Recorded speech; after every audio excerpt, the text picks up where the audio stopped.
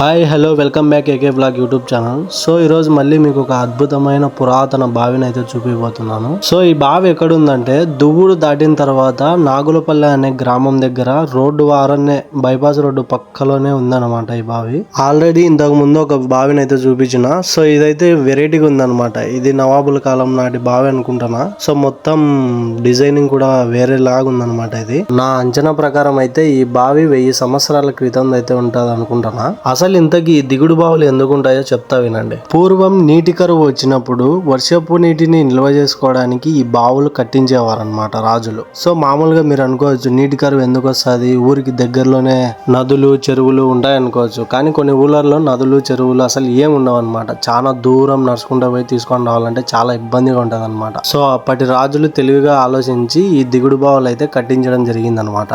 అలాగే మీరు బాగా గమనిస్తే సో చుట్టూ ఆ బావికి తాపులు అయితే ఉన్నాయన్నమాట. అవి కూడా చాలా బాగా డిజైనింగ్ గా కట్టినారు. తాపలు ఎందుకు కట్టినారంటే బావులలో నీళ్లు లోపలికి పోయే కొద్దీ మనకు అందం అనమాట, తీసుకోవడానికి ఇబ్బందిగా ఉంటది. సో ఆ తాపలు ఉంటే ఆ తాపల ద్వారా కిందికి పోయి బాగా చాలా సులభంగా ముంచుకొని తీసుకొచ్చుకునే దానికి అదనంగా ఆ తాపలు అయితే కట్టినారనమాట. అలాగే చుట్టూ నడిచేదానికి చాలా అద్భుతంగా అయితే కట్టినారనమాట. అలాగే ఇంకో విషయం ఏంటంటే కాలక్రమేణా ఇలాంటి పురాతనమైన కట్టడాలను మనం చెడగొట్టకుండా కాపాడుకోవడం మనందరి బాధ్యత. సో అదనమాట ఈ బావి చరిత్ర. అలాగే ఈ వీడియో మీకు నచ్చినట్లయితే లైక్ చేసి షేర్ చేసి కామెంట్ చేసి అలాగే ఇలాంటి అద్భుతమైన చరిత్రల కోసం మన ఛానల్ని సబ్స్క్రైబ్ చేసుకోండి.